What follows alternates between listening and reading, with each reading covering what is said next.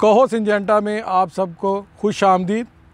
जैसा कि आपको पता है कि आजकल गंदम की बजाई का सीज़न स्टार्ट हो चुका है, तो आज हम धान की कटाई के बाद उस खेत में ज़मीन की तैयारी और गंदम की बजाई के बारे में बात करेंगे।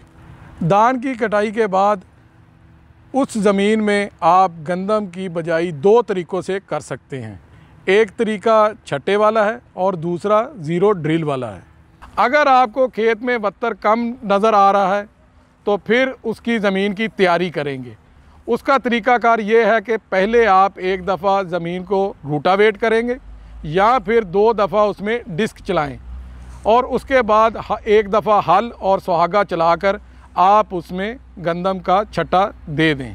रही बात जो धान की कटाई के बाद बाकियात खेत में बचते हैं तो उनको जलाना नहीं चाहिए। जलाएंगे तो उससे फ़ज़ाई आलूदगी में इजाफ़ा होता है। अगर आप उसको उसी खेत में रूटावेट या डिस्क चलाकर इस्तेमाल करते हैं तो उससे ये है कि आपके ज़मीन की ज़रख़ेज़ी का में इजाफ़ा होगा। तो धान की फसल की कटाई के बाद अगर तो आपके पास बत्तर तर है तो आप उसमें ज़ीरो ड्रिल की मदद से गंदम काश्त कर सकते हैं।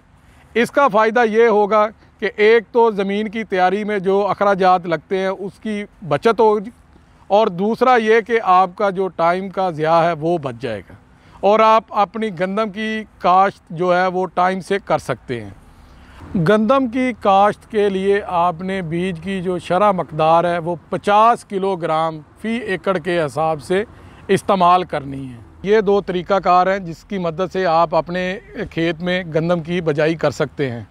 तो ये दोनों तरीके आपने अपने खेत की जो ज़मीन की सूरत हाल है, जो बत्तर की कंडीशन है, उसको देख के आप इनमें से एक तरीके को मुंतखब कर सकते हैं।